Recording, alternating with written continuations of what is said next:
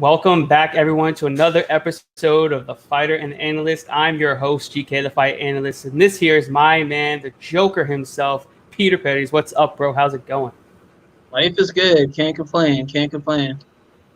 Definitely, bro. I am super excited to announce that this podcast and all future podcasts are now brought to you by Manscaped, the official sponsor of the UFC.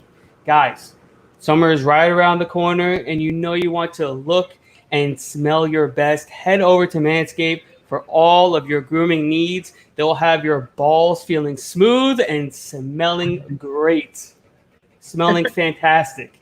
Use promo code TFTA20 for 20% off plus free shipping on your next order. Big things to come, guys. Big things are coming. I'm telling you guys that right now. And we have some amazing fights up ahead tonight. UFC 250, unbelievable fights, headlined by Amanda Nunes, the absolute women's MMA GOAT. No one's greater, no one's better. She's been the best ever against the hungry Felicia Spencer for the 145-pound belt. It's going to be a scrap. I can't take anything away from Felicia Spencer. I think she's going to put up a fight. It's going to be great. But before we get into the breakdowns, how are you doing, man? How's the training going? I know you're down here. Give us some insight on what's been going on. It's been good. I got my fat self on the plane. Just a heads up for everybody that doesn't know, coming off 6-month reconstruction, torn labrum surgery, right into quarantine. So the day I got cleared, I shit you not, the day I got cleared in March, quarantine and lockdown was handed. So you add an extra 2 months and unfortunately, Maryland's still closed right now. So, once it looked like Corona wasn't going to be the end of the world, and I saw people were training in Florida, I was like, man, I got to do something before I end up a heavyweight. So I hopped on a plane, came down here. I'm here in Florida for a month. I'm training down at Sanford MMA, for people that don't Nice. know, formerly known as Hard Knocks, but it's now Sanford. Bunch of good guys. It's been good. I've been having 2-3 practices a day. Like I said, recovering. Even today, I had a session, 8 a.m. session, and then a 10:30 session. So right now, every time I can close my eyes, it's been nice. But honestly, it's just been nice to get back to the grind. I had some sparring sessions with the who's who in the UFC, and I can say Robbie Lawler, Rumble. I'm like, holy crap! Wow. Like, it's been a good time. Just to get my feet wet again and back into the flow of things. So That's fucking awesome, bro. I'm glad to see that you're finally back in there, and especially training with some of the best down here in South Florida. Hopefully, you get a fight soon, much sooner rather than later. And then we finally see you on that big stage, man. You get that big stage going. But yeah, I mean, it's great to hear. And tonight we got a bunch of fights to talk about, a bunch of money to make in the process, and I can't wait to get right down to it. But before we get there, give me 1 second. We just get myself set up. Yeah, I mean, what do you make of this card? I mean, top to bottom looks great, doesn't it? yeah, it does. I mean, we got some really good matchups. I think some that are kind of floating under the radar. Some that I would say should be main events on the next week Yes. card or so. Yes. But from top to bottom, it's a good card. I think we have a bunch of matchups, as all of these quarantine and coronavirus cards have been. I think this one should be great, and if you pick the right ones, you can come out very profitable tonight. Oh, hell yeah, man. And that's what we're here for. So let's get right down to it. Right now, on the Fight Pass prelims, we start off in the 150-pound catchweight division. That it's not really an actual division, but 150-pound catchweight fight between the retired Evan Dunham and Herbert Burns. Right now, Burns is a sizable favorite at a minus 220, and the comeback on Evan Dunham is a plus 180 underdog. How do you see this one playing out, man? I mean, I have to go with Herbert Burns. It's one of those things where you got a guy rising, a guy coming out of retirement. I don't think this is the greatest fight for Evan Dunham to come straight out of retirement. Whether if he was being active even then, I wouldn't say this would be a good fight for him to take. But yeah, I have to go with Herbert Burns. Evan Dunham, I think he's been around for a while. You have Herbert Burns, who his brother's rising. He's rising Yeah. too. I think he might have just fought on another quarantine card a few weeks ago, if I'm not mistaken. But one of those things where you know that Herbert's been training because his brother's been in camp. We don't know much about Evan Dunham, and with that said, I'm not putting mystery money on Evan Dunham. Makes complete sense. I like Burns as well. I don't know if I would pay the steep price of -220. Definitely a fight I'd probably pass on playing because the money line is not right there. Maybe inside the distance on Burns, but like I said, it's not a huge play. He's only 10-2. Dunham, has been around the block. He's a veteran in the sport. He knows what it takes to get the job done. But like you said, we don't know where he's been and how well he's been training. I know he has his own gym, so maybe he's been getting in some work. But he didn't look the greatest shape out there, on the scales, but. Yeah, definitely passing on this fight. But if I'm looking to put a parlay together, Herbert Burns is definitely not a bad consolation. He could probably give you some good value, and he arguably should win this fight. I mean, the line is implied a 68.75% chance of him winning, and that sounds about right. If he fights 10 times against Dunham, I think he wins at least 6, 7, maybe even more than that. But yeah, I think Herbert Burns is definitely the right side here. Not betting him because I don't like the line, but Burns is definitely a parlayable piece. Definitely like it. I didn't get much into the stats because we don't have too much to go on Burns, and Dunn's been out for 2 years, so I think those numbers are gonna fluctuate a ton in this fight.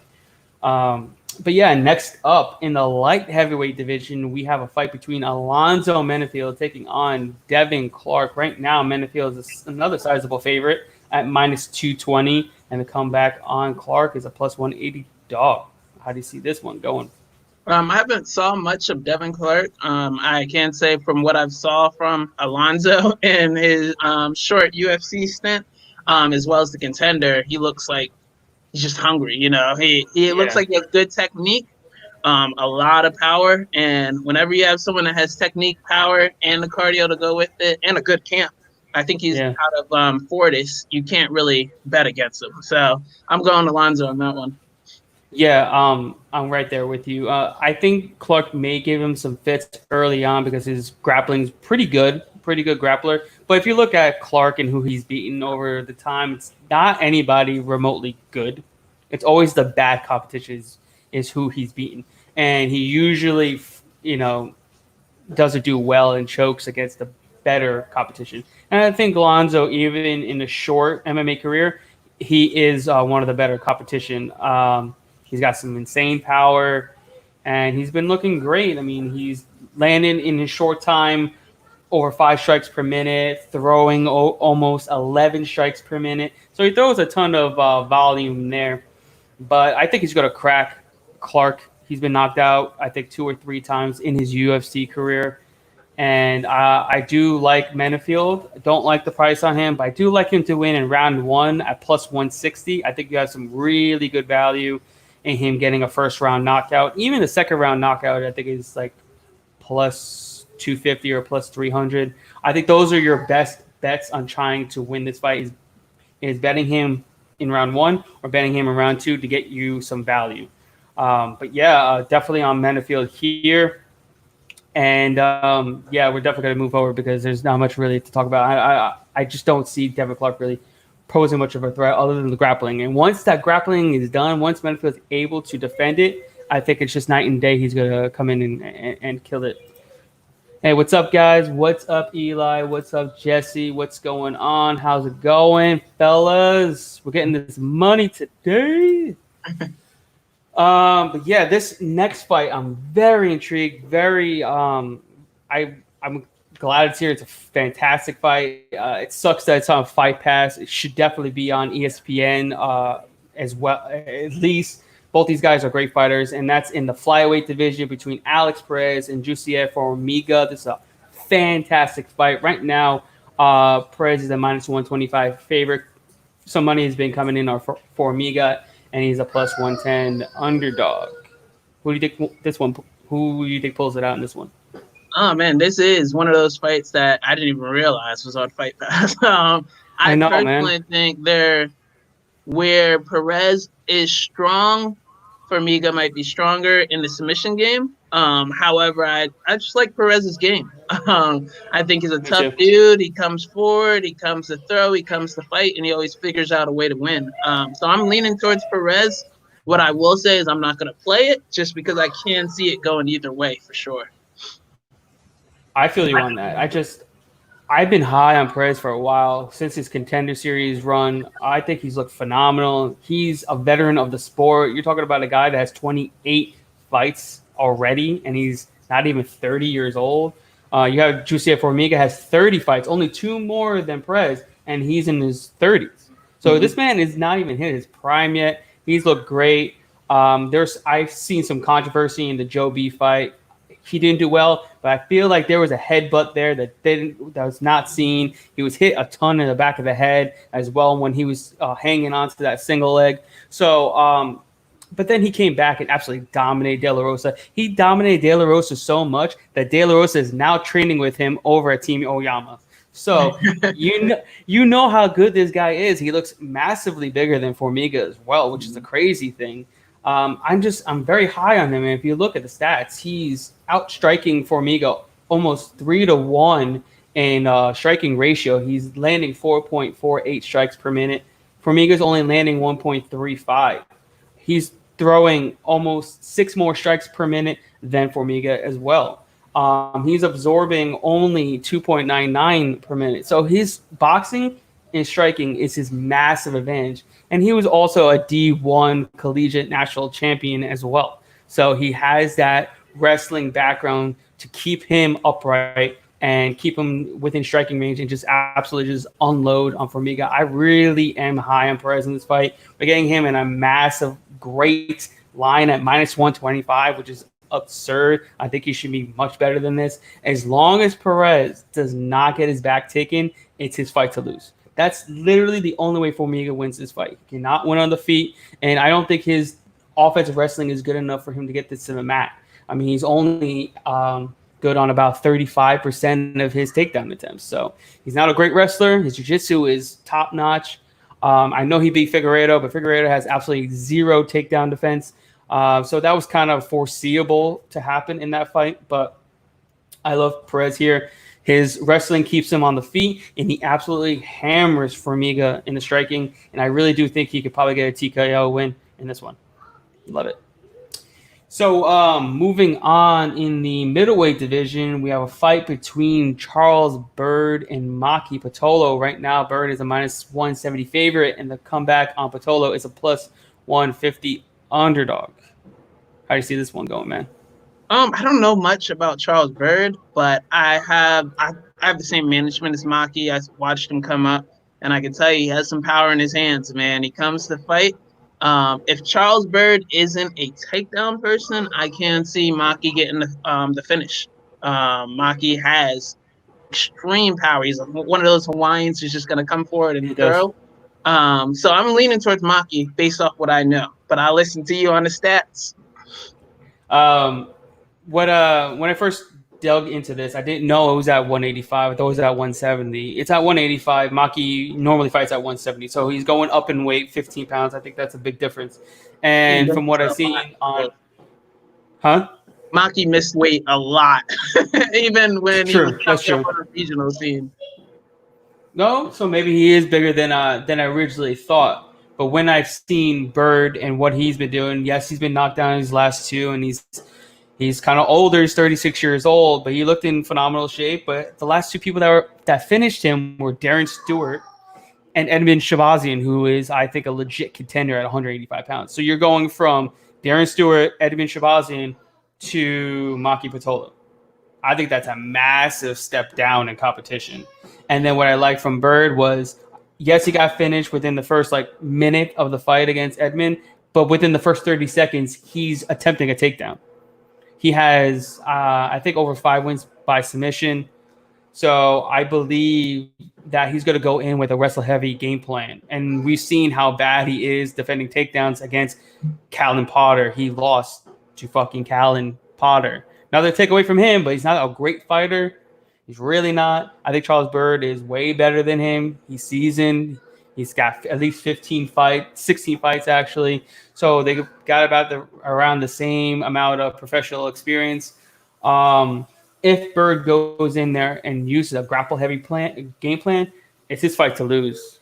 But if he goes in there and stands and bangs, it's gonna be really dicey. But if he's smart, he goes in there and takes him down. But I'd probably go with Charles Bird here, and I kind of really like him by submission at plus 310. I think just a lot of value there. I'm not saying to load up on that. I just think there's a ton of value given he has a lot of wins by submission, and Patolo tends to give up takedowns quite easily. But moving on, in the it's supposed to be the bantamweight division, but they're fighting at 145-pound catch weight.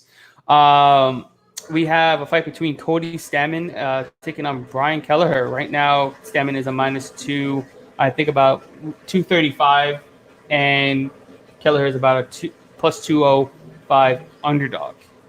I see this one going. I love this fight, by the way. I am going with my boy Keller. He cashed me last month, and I'm going with them again, man. I think Cody's going to present a lot of problems, but Brian, he's a vet at this point. He's shown that he can go out there, he can adjust, he can weather the storm, and he's going to stay on it. I think this is one of those fights that are under the radar that you could see being easily fight of the night. They're both going to go for it. I think Stamann's going to come with a takedown-heavy game plan.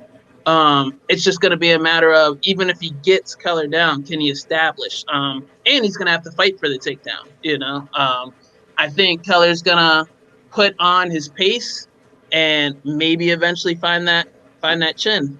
So I'm leaning towards Keller to cash me another bet. Oh, man, you were good on that one. I give you that. I was high on Hunter, and he gassed out and caught a left hook right to the chin and went night-night. That was a beautiful left hook. I can't take anything away from Kelleher. Unfortunately, he was losing that fight, but that comeback was fantastic. I can't take anything away from him.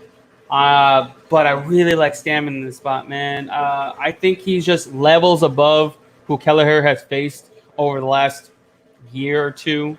I mean, he's arguably one of the best wrestlers in the entire 135-pound division.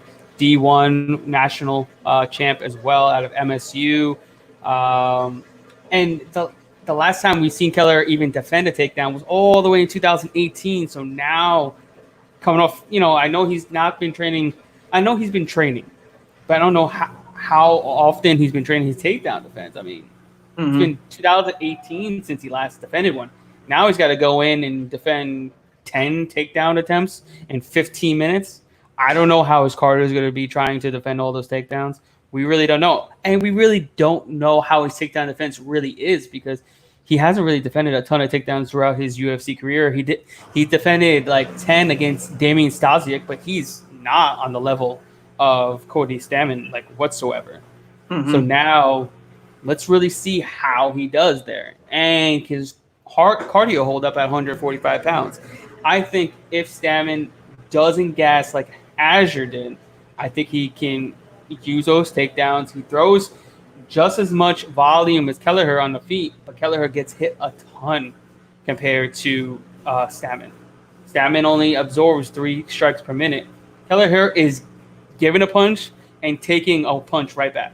He's tough. He's tough as nails, and I doubt there's no way Stamann's putting Kelleher away, but I just feel he's going to have a dominant performance, mixing in the takedowns and, just keeping him honest, keeping him his back against the cage and really just grinding on him. I mean, he's going from Aljamain Sterling and Song Yadong to Brian Kelleher.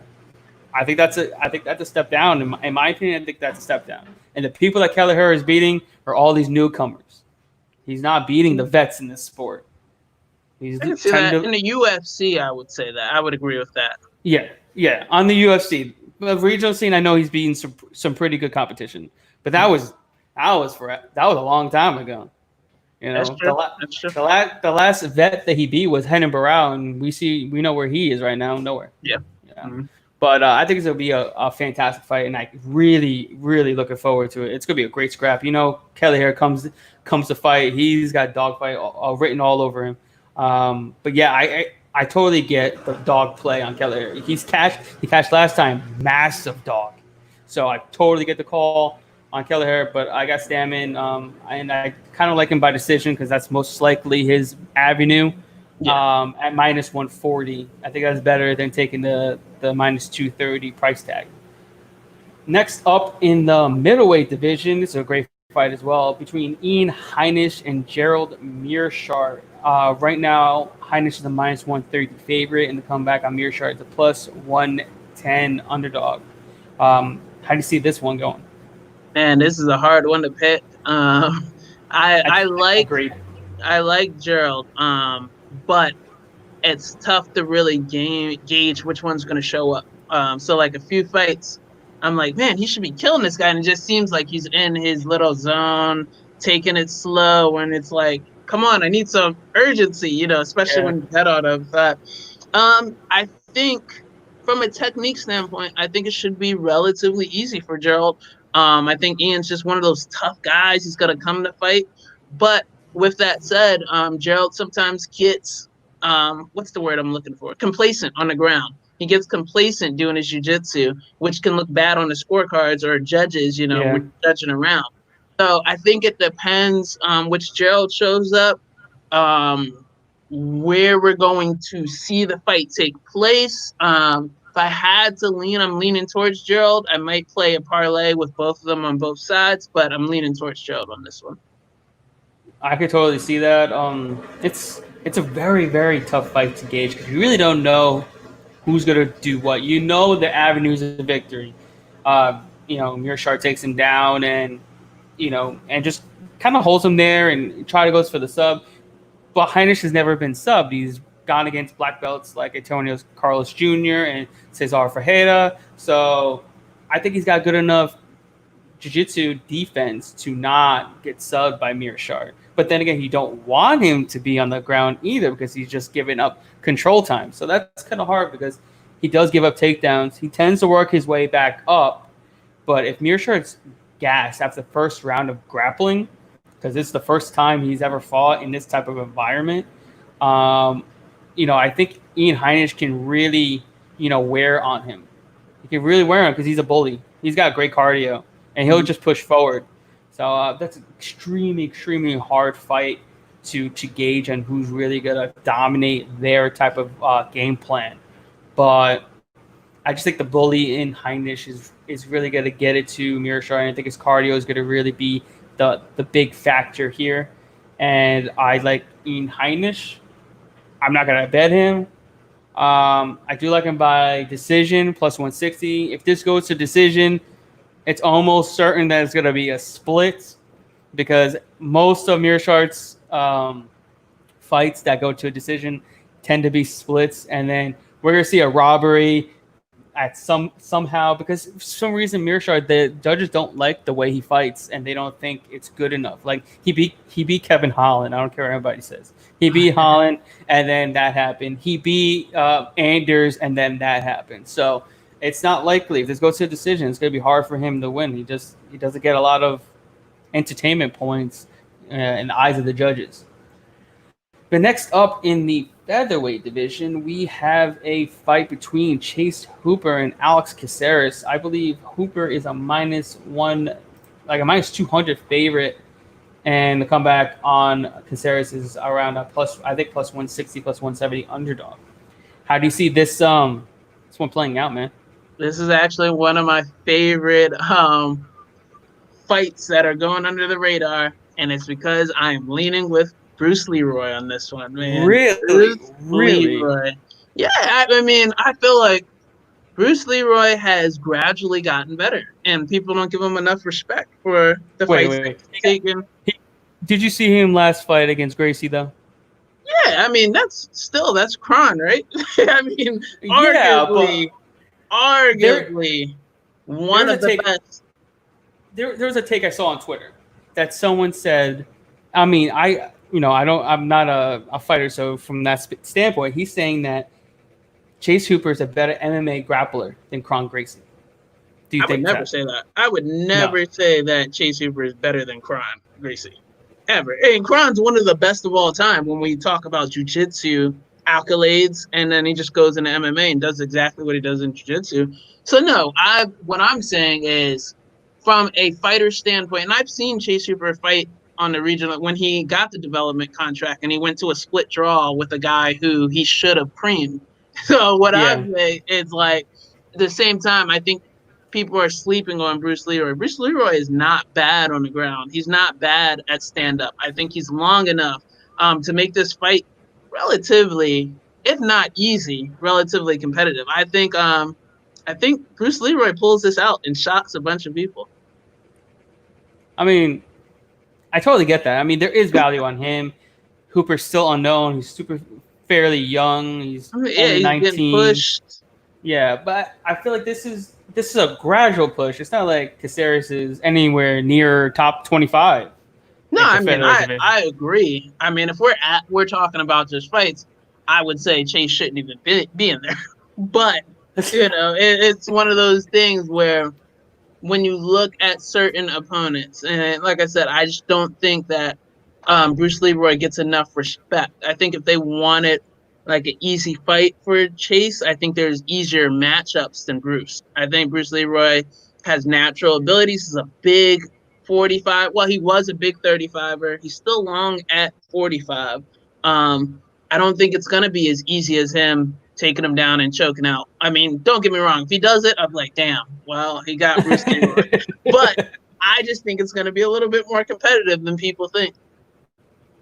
It should be. It's just when I've seen Caceres fight against, I know it's Kron. I know Kron is, you know, he's great at what he does. But just he just made some like simple errors from what I've seen. Like against the cage, he just gave his back to Kron. Just But I like mean, it's tough gave because it. it's like you're comparing Kron, and when you say like one of the greats, that's like saying if somebody fought GSP and you're comparing their performance against GSP compared to who is new in there compared to someone relatively new. Anyone that goes with a real black belt, they can tell you, or even if you roll with them, they make you do stupid stuff. They're so good. Like they're Yeah. 3, 5, 6 steps ahead of you. Like they know if your arm goes here, they're gonna immediately push this one down with the arm and get under your neck. That's what black Yeah. belts do, and they make the game simplified and they make you look stupid. But I am not comparing 19-year-old Chase Hooper's ground game to Kron Gracie, who's an established black belt on an established jiu-jitsu scene in the IBJJF. I just can't compare those performances. You're right. You're very right. You're like completely right. And I definitely with you. But like if Caceres does that, if he makes a mental lapse in IQ, do you think Chase Hooper can capitalize? I think so. I mean, that's what the fight's for. But do I think that I think Bruce Leroy keeps the range, keeps him at striking distance, maybe even gets a few takedowns, but maybe this fight doesn't even go to the ground. And I can see that easily happening. And I'm not saying that this is what a fight's for. I'm not saying that Chase Hooper can't go out there and submit him. If Chase Hooper goes out there and submits him in 1 minute, shit, I'll eat my words. But I just don't see that happen. I see this being a competitive 3-round fight. Yeah, and I see Bruce Leroy, even at worst, squeaking it by split. I mean, that would be a good price on Leroy by decision. I think it's like plus 300 and something, or even maybe close to plus 400. Mm-hmm. And I totally get that, that mindset. I mean, what has Hooper shown us? Nothing really. Nothing yet. He hasn't. He's shown he's got great jiu-jitsu. He's shown that it's hard for him to take the fight to the mat. And he's shown that his striking is not top notch at all. Not even remotely. Mm-hmm. So, man, I could see that. I personally would take Hooper by submission at plus 135 because it's got value. It's not a play that I'm gonna go and bet at the ticket window, but if you're looking to to bet on Hooper, I think by submission plus 135 is the right call. But Caceres definitely has the value there. He's a vet, 27 fights. You talk about Hooper only has 10 fights. But yeah, I'll probably my side would be Hooper by submission, but I totally see the Caceres side as well. Moving on, in the first fight on the main card, this is a fantastic one between Sugar Sean O'Malley taking on Eddie Wineland. O'Malley is the second heaviest favorite on the card at minus 475, and the comeback on Wineland's plus 380. Does Wineland stand an ounce of a chance in this one?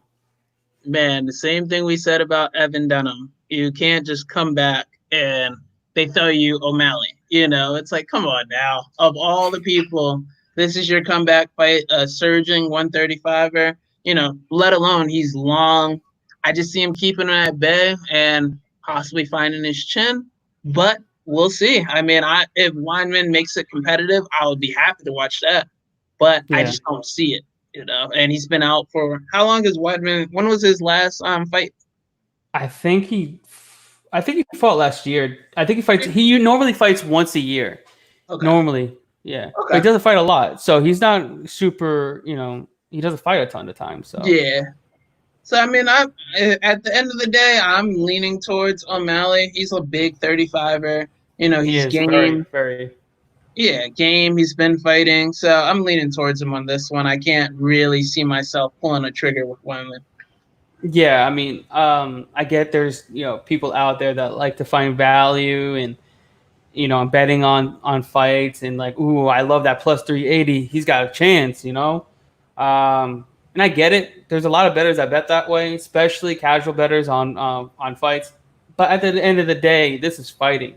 We're not talking about numbers as far as lines, betting on lines. That's not going to win you bets. Betting on lines is not going to win you bets. Yes, in the long run, essentially you're going to hit some of those big ones. It happens. It's MMA. Anything can happen. But I think Weiland is just a terrible play here. I think he gets absolutely smoked. And yeah, I don't see where there is any advantage for him. People were talking about Sean O'Malley's cardio because of the Terrion Ware fight. I'm like, the Terrion Ware fight was years ago. We're talking three years ago. We're talking about Terrion Ware. I mean, he went in there, starched Tico, and then I don't see Wineland really posing any of a threat. You're talking about a guy that only lands 29% of his strikes. 29%. That is abysmal. I think O'Malley's going to have like night and day. It's going to look like a masterful performance. Like he's essentially going in there and sparring, and it's just going to be that easy. First round finish is not a bad play there at all. I think that's a plus money play. And if I'm betting on this fight, if I find any value, round one Sean O'Malley is the right play. And not much else to say there. Moving on in the welterweight division, this is a very close fight and a very good fight between Anthony Rocco Martin and Neil Magny. Right now, Magny is a minus 130 favorite, and the comeback on Martin is a plus 115 underdog. Who's winning this one? This is tough, man. I've learned from an early betting MMA stage never bet against Neil Magny. He lost me a lot of money. So I literally have this never bet against Neil Magny in my notes because I've lost a lot of money because of a lot of fights that I thought he was going to lose easily. He just pushes the pace. So I like Rocco Martin. I like his game. But as I said, this is just a personal thing that I could never bet against Neil Magny. So I'll let you take the stage on that one.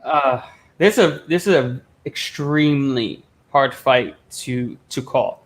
Magny looked fantastic against Jingyuan Lee. He looked fantastic. I think he's going to obviously have the wrestling advantage. Martin tends to give up takedowns quite easily. I think he only defends about 65%. But But Martin can take him down too. Magny doesn't defend takedowns well. He let Lee take him down twice, and Lee's normally a striker. Um, but what I see the difference is I know Magny does not like getting kicked at all, and he doesn't like getting pressured. So if Martin can pressure and leg kick the shit out of Magny, he's gonna have a really hard time of pushing forward and getting him and trying to get these takedowns. Um, and I know Martin threw over 20 kicks in his last fight, so that's a good indication that he's upping the volume on his leg kicks, and I really do like that a lot. Magny doesn't have these tree trunks of legs, kind of on the skinnier side since he's super tall, 6'3". And Martin's just a game opponent. You know, the only person to really hold Martin down was Damian Maia, and Maia could do that to anybody. And this was years ago. This was like at least like 2 years ago. So, if I'm betting on this fight, I like Martin. He looks in phenomenal shape. He changed camp. He's training, I think, at America Top Team in Georgia. So I think he's gonna look good. He's gonna look rejuvenized. Like I say, he's in phenomenal shape. And if he does exactly how I envision the fight going, pressuring, leg kicks, throw the jab, I think he can break down Magny and win a decision here. I think for him to win a decision plus 240, obviously not a big play there or big play on him, but I would take Martin in this side. Just I feel good on him. Magny, I know Magny looked fantastic in his last fight, but I don't know. I think that's just smoke and mirrors of how bad Lee really is, in my opinion. But moving on to the best fight on this card. This should have been the main event or the co-main for the title for the bantamweight strap between Aljamain Sterling and Corey Sandhagen. What a magnificent fight! I can't wait for this one. Right now, Sterling's a -120 favorite, and the comeback on Sandhagen's -110. It's pretty much a pick 'em. Who do you got in this one? I have to lean towards Aljamain, man. And the biggest thing is I just like his overall game. He's one of those guys. Yes. He's gonna come out. He's gonna mix it up. But at the end of the day, he knows he's a wrestler. He's gonna get in on that shot.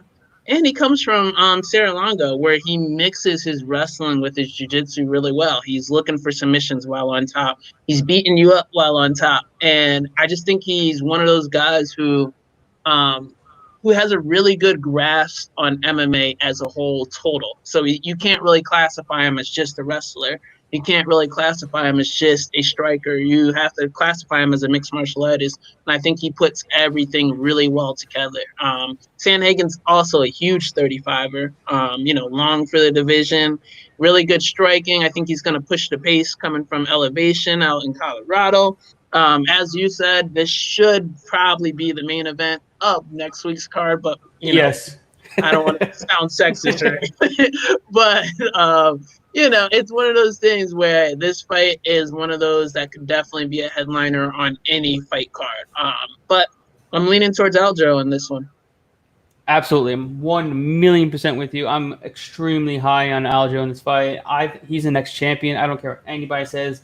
He's going to beat Peter Yan when they fight after he beats Sandhagen. He's going to go in there and absolutely look like the next champion against Sandhagen. I know a ton of people on the Sandhagen hype, and I totally get it. He's looked great.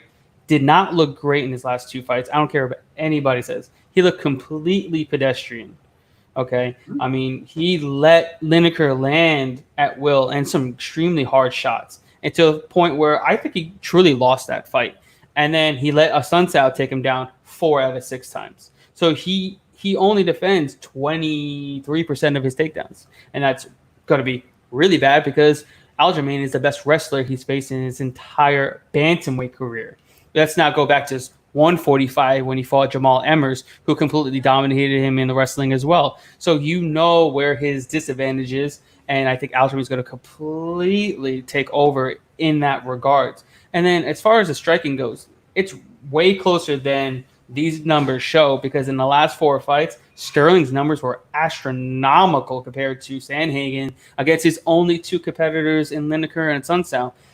Sandhagen let Lineker and Sunsao land 49% of their strikes, and they let and he let them land 5.7 strikes per minute against him. And now we look at how well Aljamain did over his last four fight win streak against far better competition than Lineker and Sun Sao. He broke the single fight record for most strikes landed in his most recent fight against Pedro Munoz at 172 strikes. He's throwing over almost 16 strikes per minute. He's landing almost 9 strikes per minute. He's landing 59% of his strikes. His defense has looked great as well.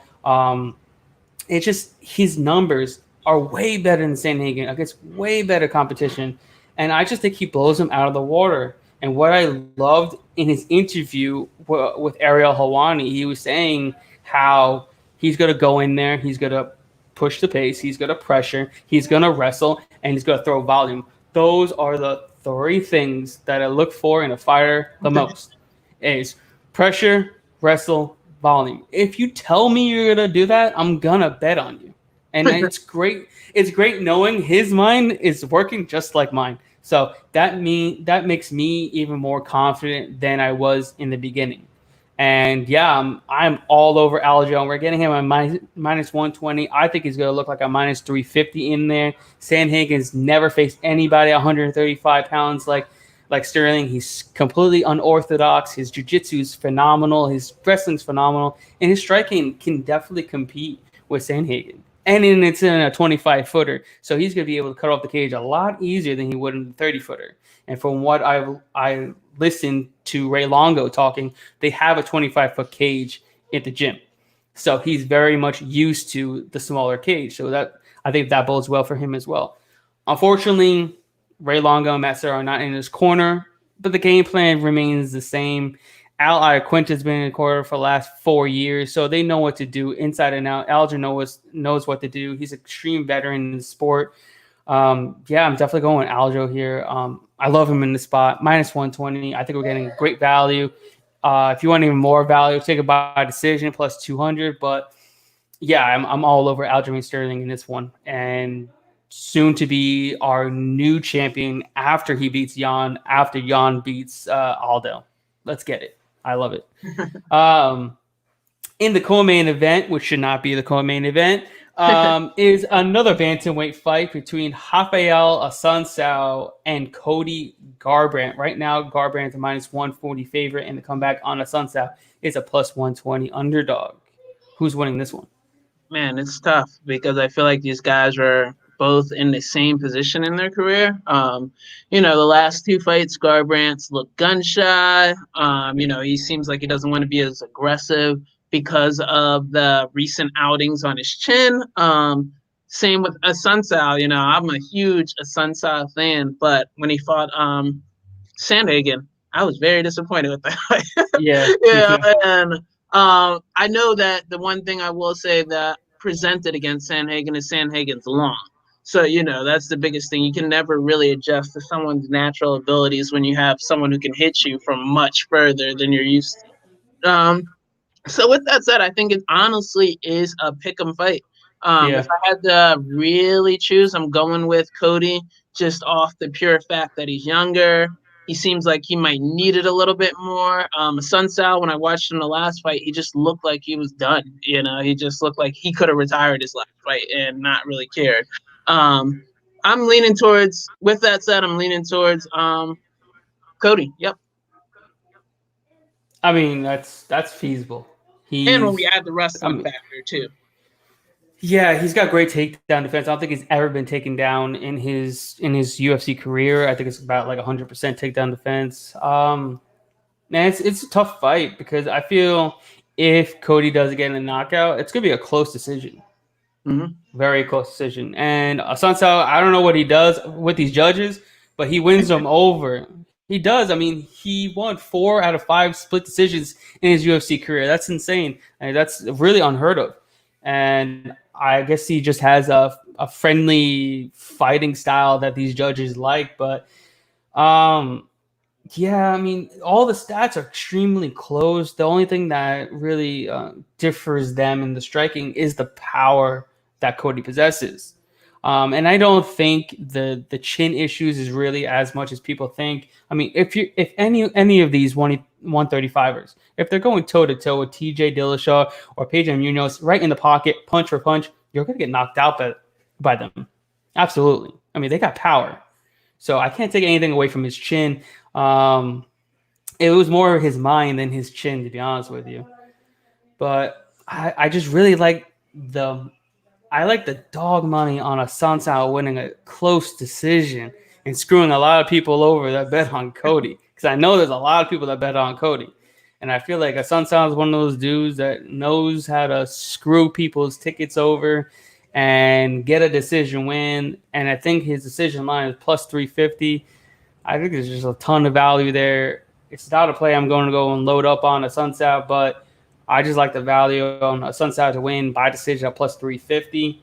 I could totally get the Cody Garbrandt side because he is much younger, much faster. He's got some great power still. I don't care what anybody says. And he switched from Team Alpha Male to Mark Henry over on the East Coast, so he's still got a great camp behind him. So. But yeah, this is a fight that I kind of just want to watch and hope we get a good fight in a co-main event. But next up, in the main event of the evening, we have the GOAT, Amanda Nunes, taking on the bulldozer, Felicia Spencer. Right now, Nunes is a massive, I think, minus 530 favorite. She got bet down a little bit. And the comeback on Felicia Spencer is around a plus 420 underdog. What's going on in this one? Can Spencer pull up the massive upset? Can she do it? No.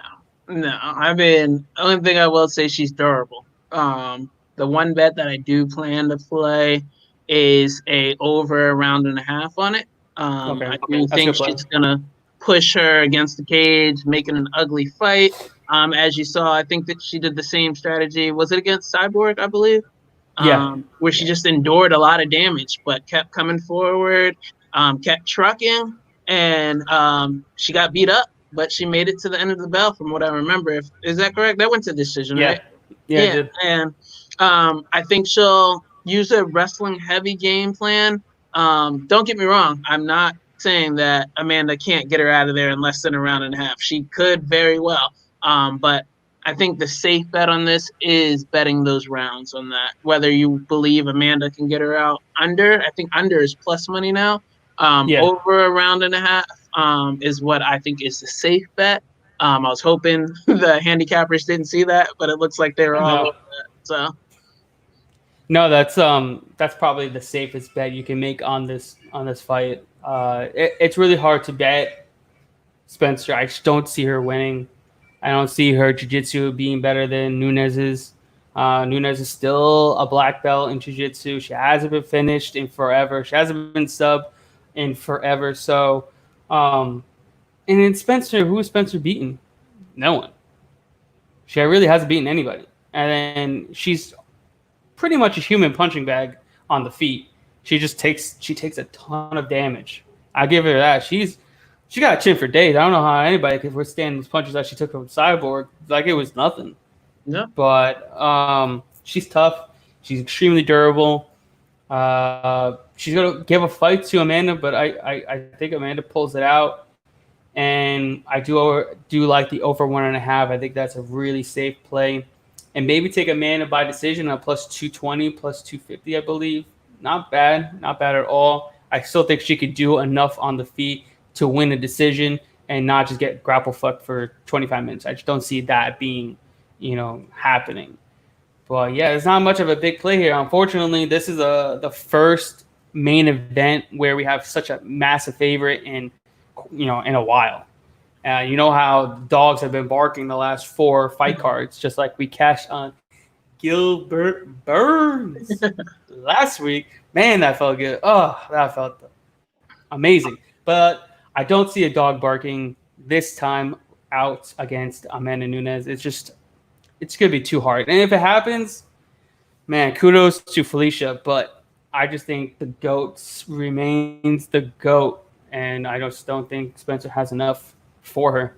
And unfortunately, but we're here to make money, and that's all I care about.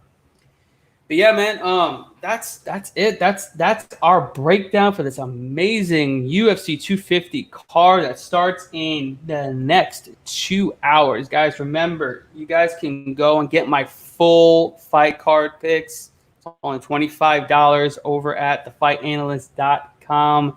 Or if you want this week's and next week's card, it's $40. You can message me. I'll give you my link to pay for that. But and then next week I have a max unit banger on this horrible June 13th card, but there's always money to be made out there. So that's all that matters. With that said, man, where can everybody find you on the social media platforms? All right, you guys follow me at Instagram or Twitter. Why So Serious MMA. Remember, don't be weird. Black Lives Matter. So Absolutely, man. But yeah, you guys, you know where to find me at Fight Analyst on Twitter, The Fight Analyst on Instagram and Facebook. Guys, head over to Manscaped, get some of those good products for Father's Day as well. They got a great grooming kit. We have 20% off plus free shipping. Head over there. The code is TFTA20. Support this podcast for us, guys. We'll see you next week. We're going to be catching some bets with you next week as well. So let's get to it. You guys have a great weekend, and I'll see you at the ticket window. We'll talk to you guys next week.